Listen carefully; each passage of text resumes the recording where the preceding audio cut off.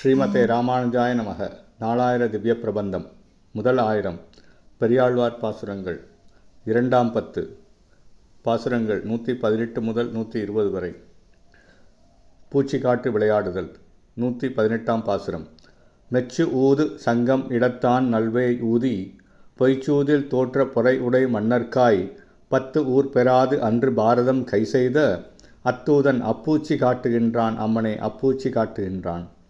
யாவரும் மெச்சும்படி ஊதுகின்ற சங்கை இடக்கையில் ஏந்தியவனும் புல்லாங்குழலை இனிமையாக ஊதுபவனுமாகிய கண்ணன் சூதில் தோற்ற பொறுமைமிக்க பாண்டவர்கள் 10 ஊர்களை கெட்டும் பெறாத அக்காலத்தில் துணை செய்ய தூதுவனாகச் சென்று பாரத யுத்தத்தை செய்து முடித்த கண்ணன் அப்பூச்சி காட்டுகின்றான் அம்மனை அப்பூச்சி காட்டுகின்றான்.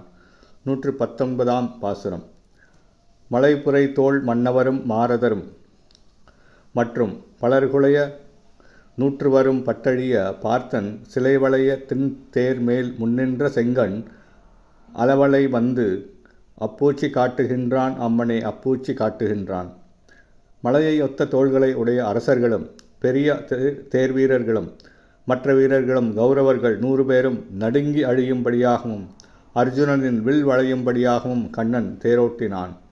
தன்னால் உண்டான வெற்றியை அர்ஜுனன் மீதேற்றி புகழும் செங்கண்ணன் அப்பூச்சி காட்டுகின்றான். 120ஆம் பாசுரம்.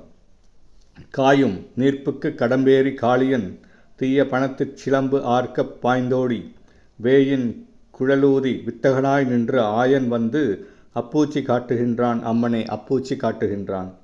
கொதிக்கும் நீரை கொண்ட மடுவில் புகுந்து கலக்கி கரையில் இருந்த கடம்ப மரத்தின் மேலேறி காளியனாகன் என்னும் கொடிய அப்பாம்பினுடைய படத்திலே திருவடிச் சதங்கைகள் ஒளி எழுப்பும்படி குதித்து